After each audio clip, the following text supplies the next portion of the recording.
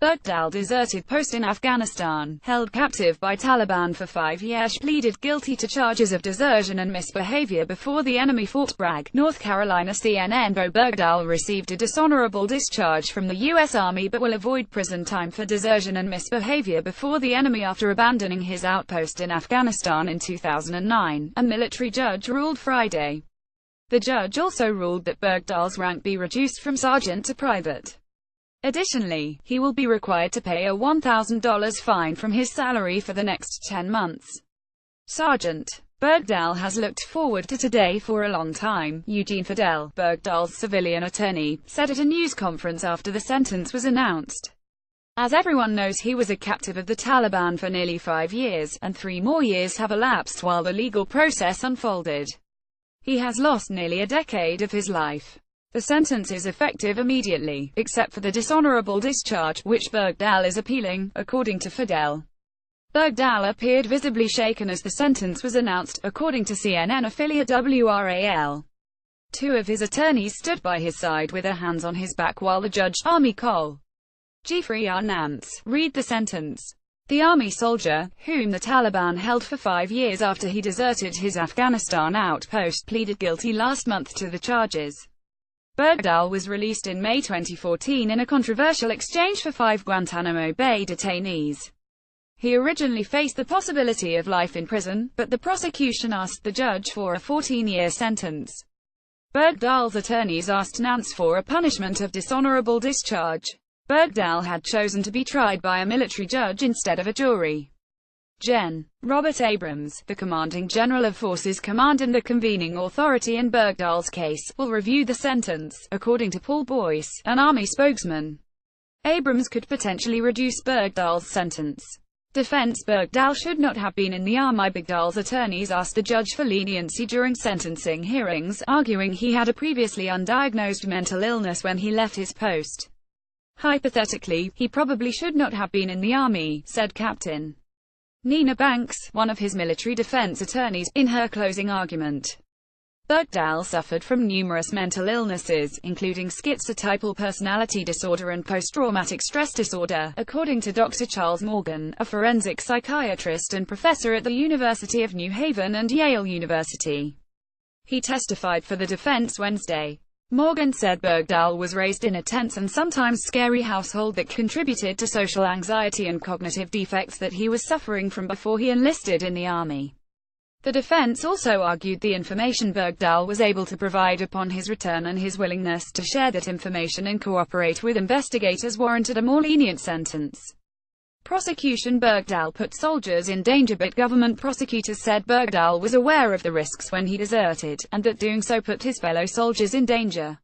Soldiers who searched for Bergdahl after he deserted were called to testify and shared stories of the grueling conditions they endured while looking for him. One witness, Captain John Billings, was Bergdahl's platoon leader in Afghanistan. Billings said the platoon searched for the then private first class for 19 days, going without food or water. Retired Navy SEAL Chief Petty Officer James Hatch testified that he and his dog came under fire while looking for Bergdahl. He was shot in the leg, and his K-9 partner, Remco, was shot in the face and killed. "I thought I was dead," said Hatch, who now walks with a heavy limp after 18 surgeries. He said he was concerned because there was little time to plan the search for Bergdahl, and other soldiers knew he had willfully walked away. When asked why he would go searching for Bergdahl, Hatch said, "He is an American. He had a mom," he added. Bergdahl tearfully apologized this week to the service members who searched for him. "My words can't take away what people have been through," he said. "I am admitting I made a horrible mistake." Lawyer Trump's remarks preposterous following the sentencing. President Donald Trump tweeted that the decision was a complete and total disgrace to our country and to our military. Bergdahl became a political talking point in 2014 after President Barack Obama's administration traded 5 detainees at Guantanamo Bay in exchange for his release.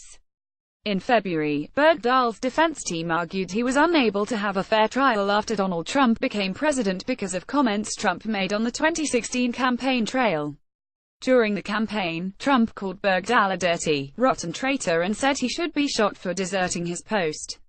"In the good old days, he would have been executed," Trump said. Fidel had denounced Trump's critical campaign comments, saying every American should be offended by his assault on the fair administration of justice and his disdain for basic constitutional rights. Bergdahl's attorneys argued that Trump's comments, as well as critical words from Sen. John McCain, violated his right to due process. But Cole Nance ultimately ruled against dismissing the charges, saying that while Trump's comments were troubling, they did not constitute a due process violation. Trump, when he was a candidate, of course made really extraordinary and reprehensible comments targeted directly at our client, Fidel said Friday. It's one of the most preposterous state of affairs that I can think of in American legal history. Investigator said jail time would be inappropriate since his return home to the United States. The 31-year-old from Idaho has been the subject of scrutiny while the U.S. military investigated his decision to leave his post. Bergdahl has said he abandoned his post because he wanted to travel to a larger base to report a critical problem in my chain of command, though he did not specify what the problem was.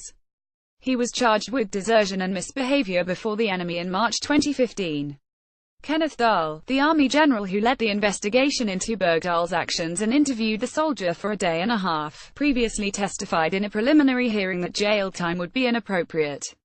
During his time in captivity, Bergdahl said he was tortured, beaten and spent months chained to a bed or locked in a cage while his health deteriorated.